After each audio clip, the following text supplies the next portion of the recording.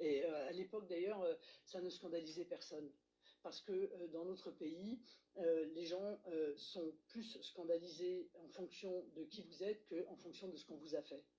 Moi, j'ai des milliers d'images de nos militants agressés, les bus attaqués dans les meetings. Et à chaque fois, c'est la même chose, c'est l'extrême gauche. Est-ce qu'on va le dire ou est-ce qu'on ne va pas le dire, en fait? De manière quasi systématique, les violences en politique sont le fait de l'extrême gauche. Ce sont eux qui empêchent la tenue des conférences de presse par la violence. Personne d'ailleurs n'en appelle à la liberté de la presse dans ces cas-là.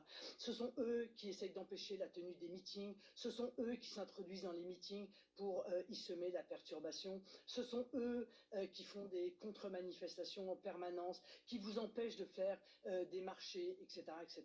Donc c'est à eux qu'il faut demander des comptes maintenant. Et c'est à eux qu'il faut dire, la violence en politique, c'est non. Est-ce qu'il y a des moments où vous avez peur vous-même, Marine Le Pen? Non, non. Donc ni découragée, ni peur. Oui, non, mais ça aussi, c'est pas trop dans mon ADN. Non, mais j'imagine que quand vous nous dites que la violence est là depuis 30 ans, qu'elle ne cesse de monter, j'imagine qu'il y a quand même des moments où on s'inquiète. J'avais 8 ans et j'étais dans mon lit quand une bombe a explosé et a détruit l'intégralité de l'immeuble dans lequel nous dormions. Donc, bon, voilà, la peur, du coup, s'est évaporée à partir de ce moment-là. Quand on a vécu ça, on n'a plus peur de rien? C'est un peu vrai, oui. Est-ce que les choses se sont quand même dégradées depuis? Les choses se sont... Pas au point, je veux dire, non, évidemment, quand on a vécu un attentat, non. Mais est-ce que le climat global dont vous dites qu'il y a ce dernier symptôme... Pas pour nous, parce que nous, encore une fois, nous avons été traités de manière un peu particulière depuis 30 ans, mais de manière générale en politique, il y a un climat de violence qui s'installe, et il y a aussi, et c'est